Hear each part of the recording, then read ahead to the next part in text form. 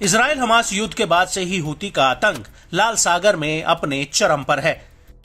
लाल सागर से लेकर अरब सागर तक हालात इतने बदतर हो गए हैं कि पश्चिमी देशों का कोई भी जहाज अगर इन इलाकों से होकर गुजरता है तो हूती उस पर चारों तरफ से टूट पड़ता है। यहाँ तक कि यमन से इजराइल की दूरी करीब 2000 किलोमीटर से ज्यादा है। इसके बावजूद हूती लाल सागर से इजराइल पर बैलिस्टिक मिसाइलें और ड्रोन अटैक कर रहा है। हालांकि इजराइल का दावा है कि इनमें से अधिकतर हमले नाकाम हुए हैं, लेकिन हूती का कहना है कि वो अमेरिका, ब्रिटेन और इजरायली जहाजों पर तब तक हमले जारी रखेगा जब तक कि गाजा में युद्ध विराम नहीं हो जाता।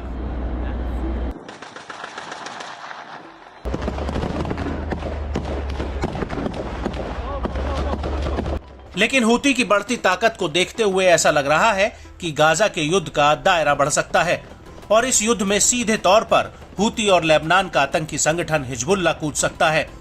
और अब इसी कड़ी में एक ऐसा खुलासा हुआ है जो इस आशंका को और ज्यादा मजबूत कर रहा है।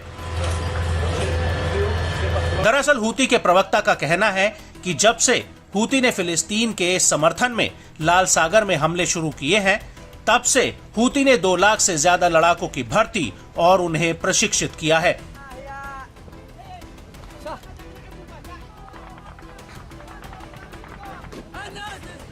हूती इजराइल पर गाजा में युद्ध विराम का दबाव डालने के लिए लगातार बाब अल मंडेब स्ट्रेट से होकर स्वेज नहर की तरफ जाने वाले इजराइल से जुड़े जहाजों पर हमले कर रहा है और इसकी वजह से यमन के भीतर उसकी राजनीतिक लोकप्रियता बेशुमार बढ़ती जा रही है। और यही वजह है कि अब हूती में दसियों हजार लड़ाके भर्ती हुए हैं।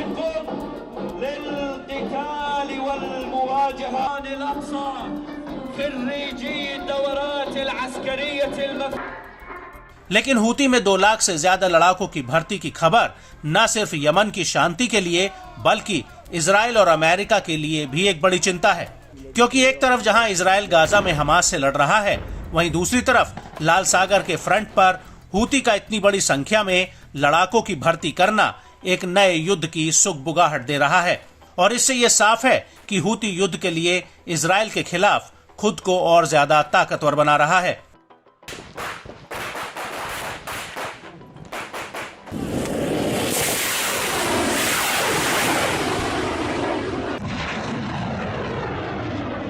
लेकिन हूती की बढ़ती लोकप्रियता यमन की शांति के लिए भी बहुत बड़ा खतरा है। जानकारों का मानना है कि इससे यमन की राजनीतिक सूरत बदल सकती है और मुल्क के भीतर 1 दशक से भी ज्यादा समय से चल रहे गृह युद्ध के खत्म होने की संभावना भी खत्म हो जाएगी।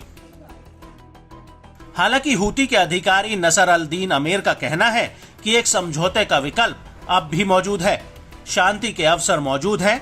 हमारे पक्ष में यहूदियों, अमेरिका और ब्रिटेन के अलावा हमारी किसी अन्य पार्टी के ऊपर हमला करने की मंशा नहीं है, क्योंकि वो हम पर हमले कर रहे हैं और हमारा किसी अन्य आंतरिक पार्टी के ऊपर हमला करने का कोई इरादा नहीं है, जब तक कि वो हमारे ऊपर हमला करके यहूदियों की मदद न करें।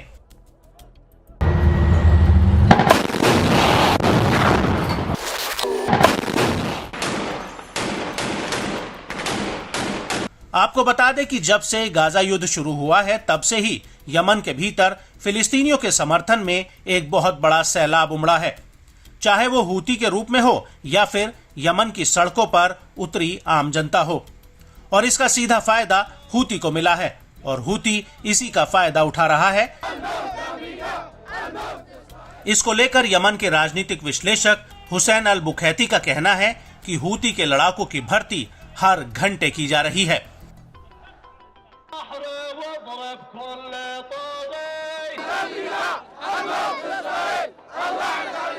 वहीं दूसरी तरफ सना सेंटर फॉर स्ट्रेटेजिक स्टडीज के सीनियर रिसर्चर अब्दुल गनी अल इरियानी ने अल जजीरा को अपनी रिसर्च के आधार पर बताया कि 12 फरवरी 2024 तक हूती में नए लड़ाकों की संख्या 1.5 लाख के करीब थी। यहां तक कि हूती के कट्टर दुश्मन भी तब तक उनके साथ खड़े हैं जब तक कि वो फिलिस्तीनियों के साथ खड़े हैं।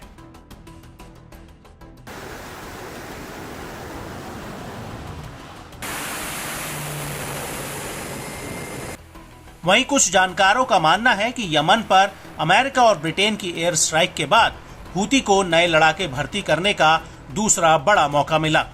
क्योंकि हूती ने आम जनता को अमेरिकी हमले को अपनी सुरक्षा के लिए सबसे बड़ा खतरा बताया है और 7 अक्टूबर के हमले के बाद से ही यमन में हूती की लोकप्रियता लगातार बढ़ी है।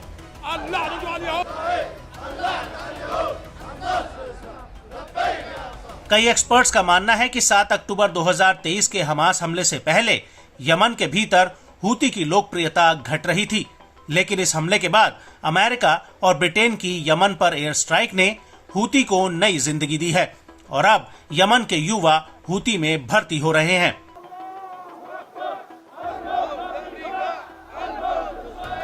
लेकिन सवाल ये उठता है कि क्या हूती इन नए लड़ाकों का इस्तेमाल इजराइल के खिलाफ करेगा या इसके पीछे भी उसका कोई छुपा हुआ एजेंडा है। तो आपको बता दें कि कई जानकारों का कहना है कि हूती इन लड़ाकों का इस्तेमाल यमन के भीतर अपने विरोधियों के खिलाफ कर सकता है, क्योंकि अप्रैल 2022 में हूती और उसके विरोधी समूहों के बीच झड़पें हुई थीं, लेकिन बातचीत के दौरान कोई बड़ी घटना नहीं हुई। लेकिन अब एक्सपर्ट्स का कहना है कि हूती ने नए लड़ाकों को अपने विरोधी समूहों के खिलाफ संघर्ष वाली कुछ जगहों पर तैनात कर दिया है, जिससे यमन के भीतर गृह युद्ध की आग और ज्यादा भड़क सकती है।